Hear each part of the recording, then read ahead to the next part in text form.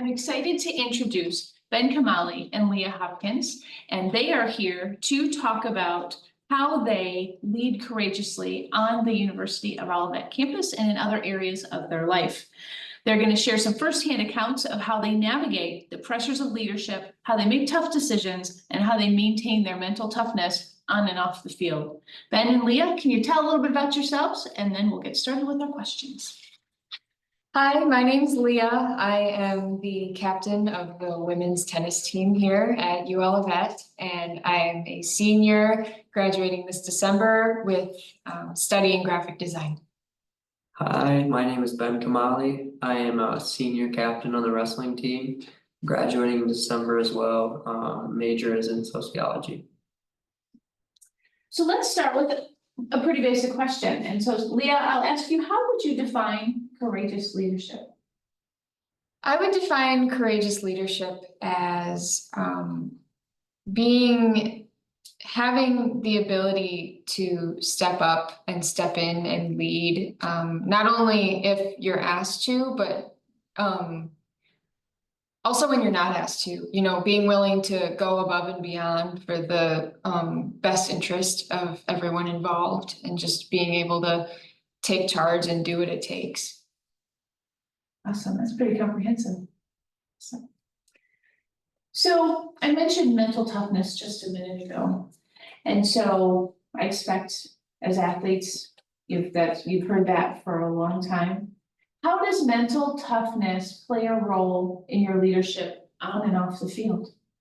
For me, I would say it plays a big role on the mat. For me, I'm a wrestler, so on the mat, of course, because you're going through tough practices and having to push through the grind of a few months of a season sport, and especially off the mat though, because my habits will translate on and off the mat. So I have to make sure that I'm courageously staying on top of my mental toughness when I'm off the mat, so that it'll translate in a positive way on the mat. Because if I get lazy off, then it can translate to practice, and then it'll translate to competition. And not only is that affecting me, but it's affecting my team and the people that are around me. Yeah, I would agree that kind of behaviors and mannerisms of like leadership and self-discipline, when you have those things on the court or on the mat, those things are going to translate to when you're off the mat or off the court, and when you're performing as a student too, because we're students first. We're students before we're athletes. So I think that those abilities and the way that we carry ourselves, it's very interchangeable with those two.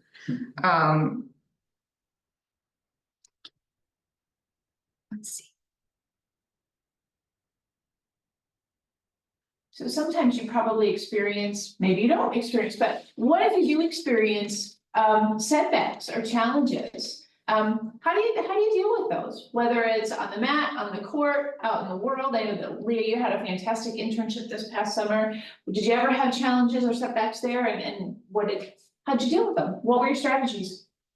I would say setbacks, it's really reflecting on why you're doing it, and your purpose.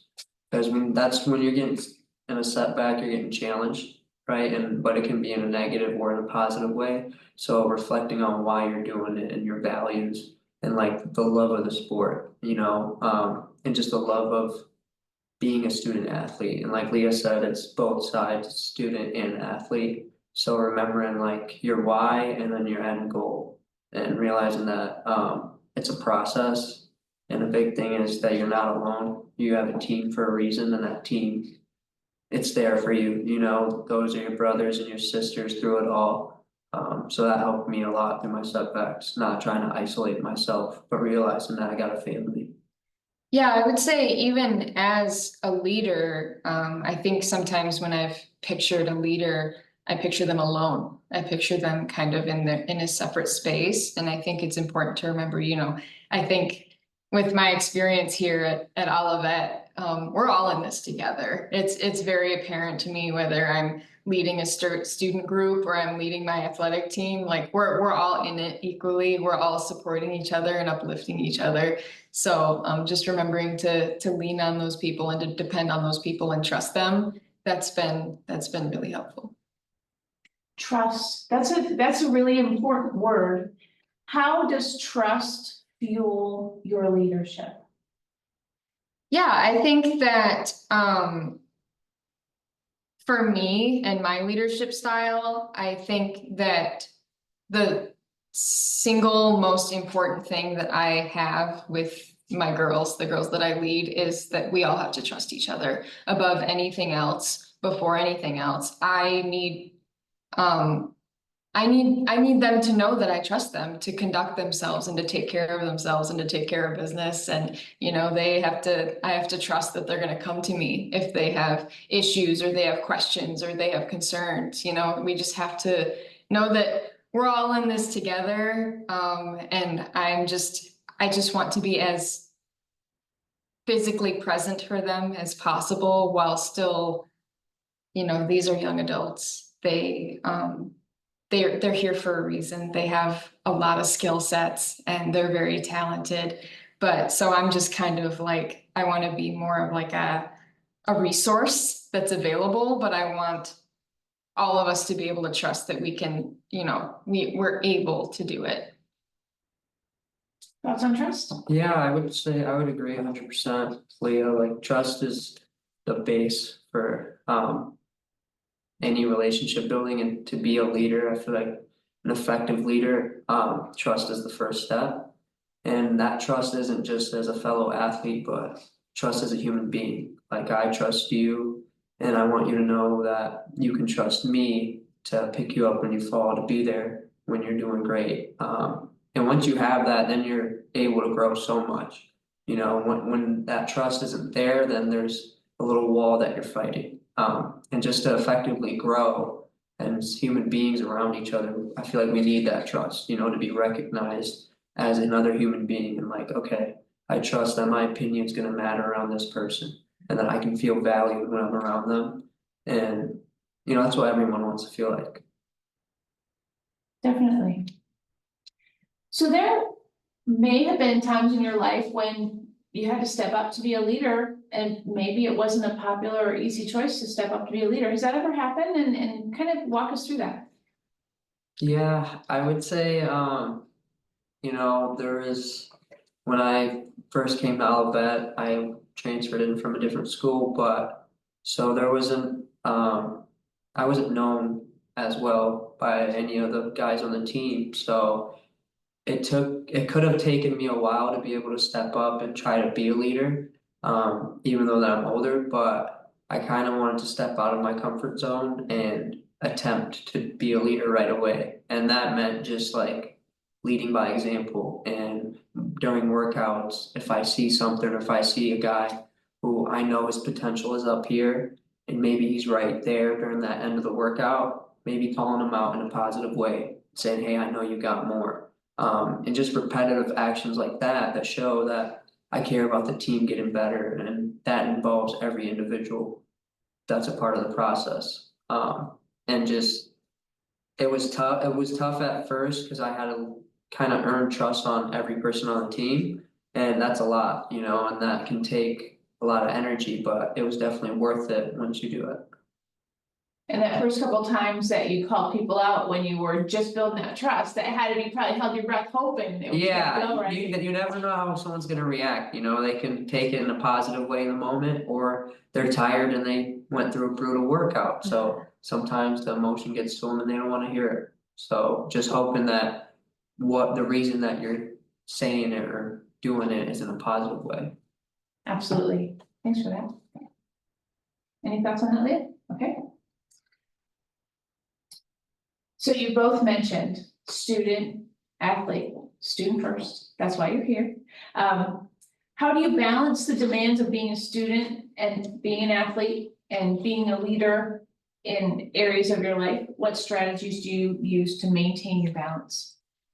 I think to very literally answer that question, I love calendars and I love lists.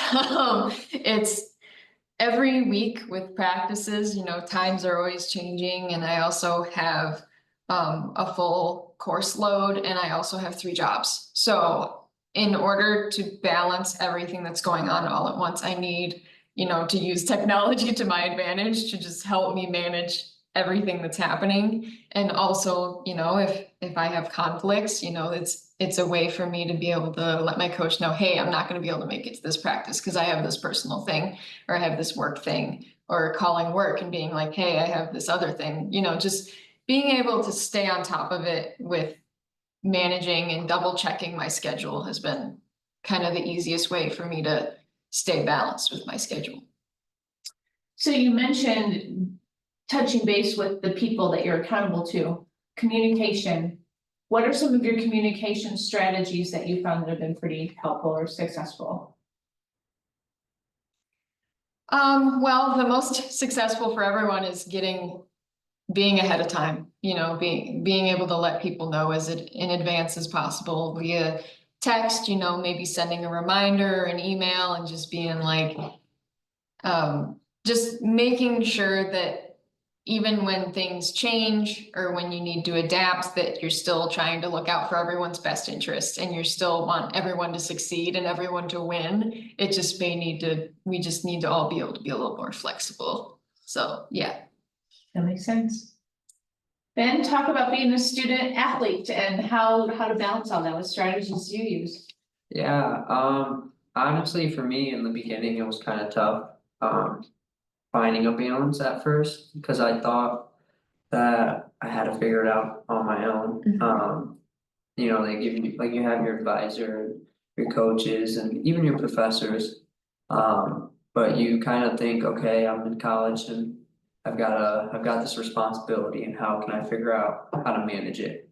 But when you try to do it on your own and really figure it out by yourself, when it's in a new setting that you don't really know how the structure should be, or like a template, it's tough.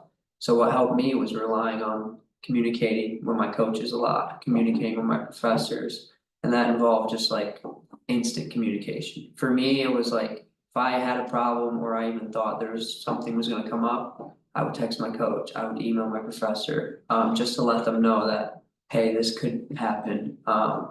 And I don't wanna miss anything, or I don't want this to affect how my progress is seen.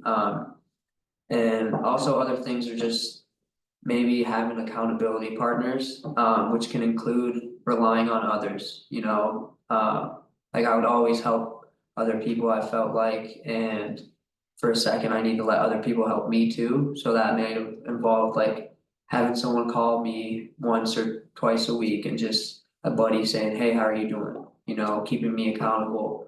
And then, like Leah said, a calendar planner, that helped a lot. Just writing your structure down, because it's tough when you're going day by day and you're going through workouts and then classes and you're trying to eat food and find time to relax. Right. You know, so finding that structure and just writing it out helped a lot. So then I could just check it off. You know, it's like, all right, I got that done, got this done. All right, now I have time to relax.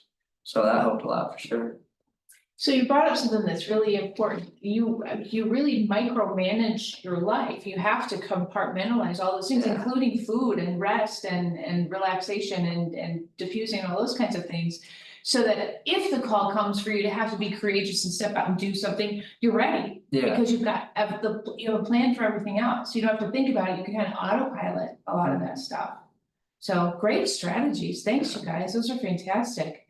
So we know that y'all are gonna be heading out into the world pretty soon, and we're gonna need some more student athlete leaders to jump into your roles. What would you say to a student who's like, oh, I just don't know about being a leader? What would you say to someone who's hesitant to step into a leadership role? I would say, okay, first of all, I would say we're all students. We're all learning here. So if there is an opportunity to learn things, to mess up, to practice, to experiment, it is while you are a student. I am extremely introverted. It's painful, really. It's hard for me to be here right now, but I would just say that I'm saying that because courageous leadership requires getting outside of your comfort zone, and that is okay. And it's okay to be uncomfortable. It's okay to also let other people know that you're uncomfortable. You know, I came onto this campus 2 years ago, and suddenly I was kind of in the running to be a captain almost immediately of getting here, and it was just kind of trying to figure out how I was going, how I wanted to lead my team. And did you ask for like advice of like? Yeah. Yeah, so I would say some advice would be look towards leaders that you enjoy following. Look towards people who are inspiring you. See what you like about what they do, see what you don't like about what they do. Ask professionals in the field, ask your coaches, just pay attention to what's going on around you, learn from your mistakes, adapt, see what's most helpful for you, but also what's most helpful in the best interest of the entire group. And just continue to look out for them and be willing to adapt and change with the times and trust them. Even when it's hard and it's new and it's scary, you're forced into this needing to trust each other. So just kind of leaning into that and you know, trusting other leaders to help you and support you as you learn and adapt through that process. It's an excellent point that there are a lot of supportive leaders here on campus that will help people learn the ropes. Ben, what are your thoughts? Yeah, I really like what Leah said about it's okay to be uncomfortable. You know, it's being a courageous leader is about getting out of your comfort zone. And also just knowing like anybody can be a courageous leader, you know, doesn't matter if you're a freshman, sophomore, junior, senior, you can come in right away and be a courageous leader. It's just about whether you want to or not, you know, and that commitment to the progress and the process of wanting to grow as a leader. And one thing that I would also say is just there's different ways to be a leader. You know, if you could be a vocal leader, and words can be so effective positively and negatively. So that's a great way to impact people and help grow as a leader. And then there's people who are more leaders by action, you know, the ones who focus on getting the work done and doing it in a way that inspires others to work more. And there's countless others, you know, but just remembering that trust and love in a positive way is what is going to help human beings grow. And that's in a group setting, one-to-one, just when you're trying to help someone else grow, that should be at the top, you know, as a student, as an athlete, as a human being. And yeah, just being a courageous leader is uncomfortable at first, but it's going to help you so much, and it'll help those around you so much if you do it positively, you know. Yeah. Excellent point. So Ben, you kind of answered the next question, which is totally okay because it fits perfectly. The question is, how do you use how do you inspire and motivate people around you? And trust and love is kind of, those are anchors really. And so I want to kind of shift the question a little bit to the whole idea of building relationships, because as a leader, it's, as Leah said, and you both attested to, you're not someone standing on an island getting a bunch of stuff done. You have to build relationships with people, and you talked about trust. What are some of the things that you do, like the specific things to get to know people, to get them inspired to join up with whatever that leading opportunity is? How do you build those relationships? How do you build your squad? I would say attempting to build relationships at any opportunity given. And like what that means is first recognizing the individual or the teammate, you know, that's in front of me as the human being that they are, and then trying to grow that with small actions. Like if I see you at practice, I'm gonna acknowledge you. And then if I see you outside of class or if I'm walking around campus, I'm gonna acknowledge you at that time too. So that you know I'm not just gonna see you at practice. I see you all the time as a human being and who you are. And then hopefully by doing that, they'll see, okay, this is someone who cares about me, who cares about the team and us getting better. And then when an opportunity arises to step up as a leader, that allows them to feel more comfortable, like, okay, I can trust this guy, he's gonna have my back if I can step up. And that goes beyond so many levels, because then when you're on the court or you're on the mat and you're in a struggle in the middle of a game or a match and you need to look to your teammate and get that little trust and that like sense of confirmation and like I can do this, that translates right there, and that's so powerful in the moment. So that trust and just small actions over time, I think, speak for everything else. That's super powerful. That's. Yeah. If you could give your colleagues at the University of Olivet one piece of advice about preparing to go out into the world and lead, what would that piece of advice be? Trust yourself.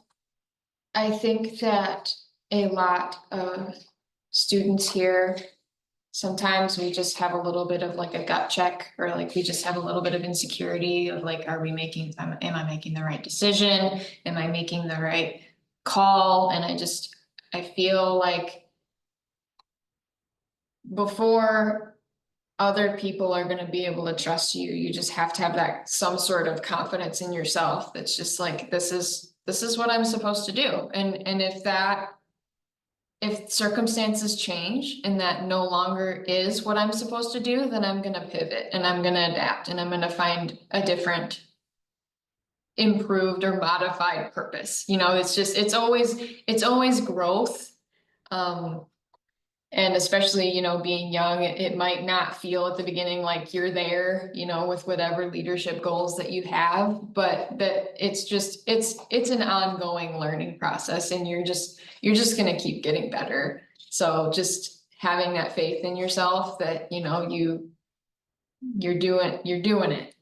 And you're gonna keep doing it and it's gonna work and it's not gonna work. And then you're just gonna, it's all problem solving. So just as long as you're actively trying to continue to improve and be your best and just, it's an ongoing process.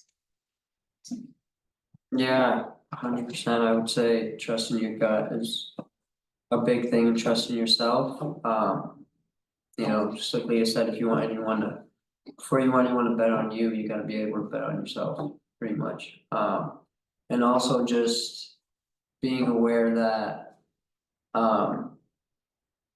you know your why, and why you're doing it, because before you want to show other people who you are and who they can be, you gotta know why you're doing what you want to be, why you're doing the things to become this person and grow. So knowing your purpose and keeping that at the core and just doing it with passion. Passion is gonna drive you so many places, and having a good heart with that. And that's just a positive and a positive, and just keeping that at the core and not losing sight on your mental health, you as a person. And by doing that, you'll automatically help people around you. And it's just like a domino effect, and it's contagious. Because if you take care of yourself and you're doing great, that's gonna rub off on someone else, and your positive attitude will affect other people. And that environment that you surround yourself in becomes so great and so fruitful in terms of your growing.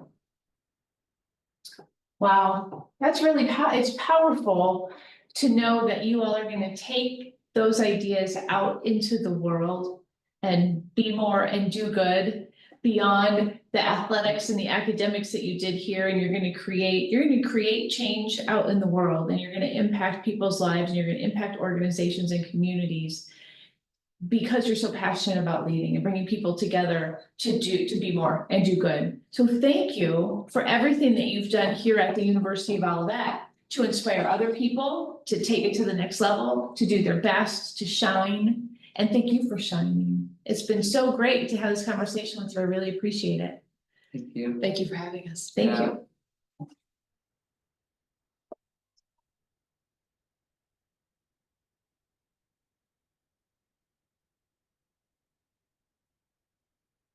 Wow, this has been quite a day. The first ever Courageous Leadership Colloquium here at the University of Olivet.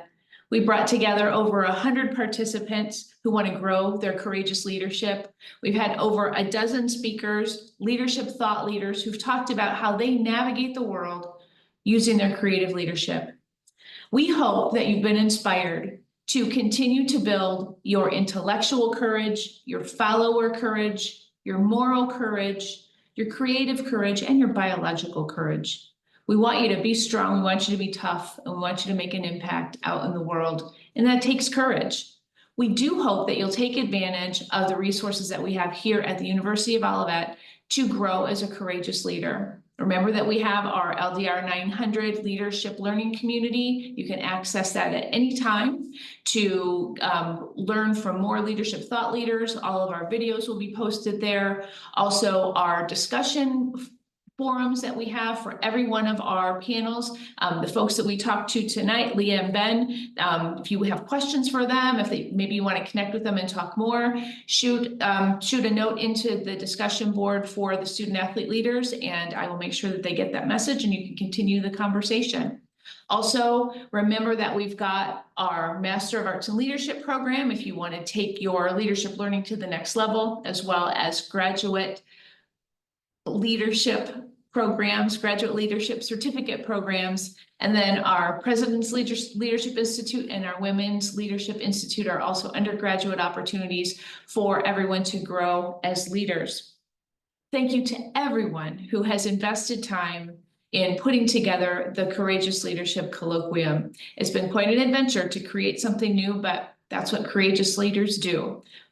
Particularly, I want to thank our ITS, our Information Technology Services Department, for all of the puzzle building, problem solving that went into creating a virtual and live program for our entire ecosystem. We hope to see you again next year. We're going to be doing this every September. And between now and then, if you have an idea for a courageous leadership topic that you'd like to share, please reach out. Thanks so much for joining us. Have a great night.